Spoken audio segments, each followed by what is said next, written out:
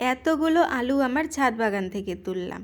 শীতের শুরুতেই আমার ছাদ বাগানে কিছু আলু লাগিয়েছিলাম, আর সেগুলো থেকে অনেক পরিমাণে শাকও খেয়েছি।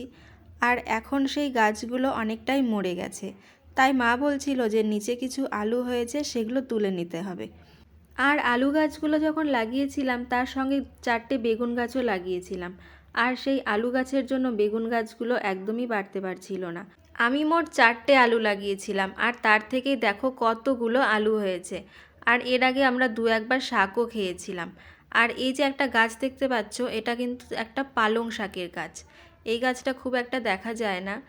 আমার মতো যারা ছাদ বাগান তৈরি করতে ভালোবাসো কিংবা গাছ লাগাতে ভালোবাসো, তারা শুধু ফুল গাছ নয়, অনেক সবজিও কিন্তু তোমরা ছাদ বাগানে লাগাতে পারো, আর এর থেকে অনেক লাভবানও হওয়া যায়।